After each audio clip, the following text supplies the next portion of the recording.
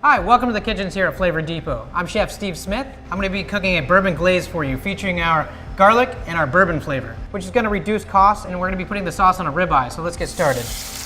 Place it in the oven for about 5 minutes. Now while we're waiting for the steak, we're going to go ahead and prepare the bourbon glaze. Olive oil, half of onion, water, brown sugar, balsamic vinegar. You're going to go ahead and take your bourbon flavor. This is going to replace the actual bourbon. We're going to use the self-measuring bottle. We're going to do about 2 milliliters. Go ahead and pour that in. These bottles need to be poured sideways. We're going to be using the garlic flavor. Every time before you use them, go ahead and give them a good shake. Just reduce for a couple more minutes. Get that nice glaze on the back end of your spoon. All right, now we got the ribeye out. We're going to go ahead and add the sauce.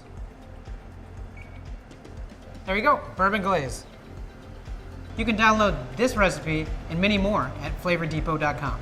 Flavor Depot was developed for independent restaurants and food service professionals. Using our recipes will make them unique, bringing your customers back again and again. Distinguish your business from the rest and enjoy great success. Thank you very much.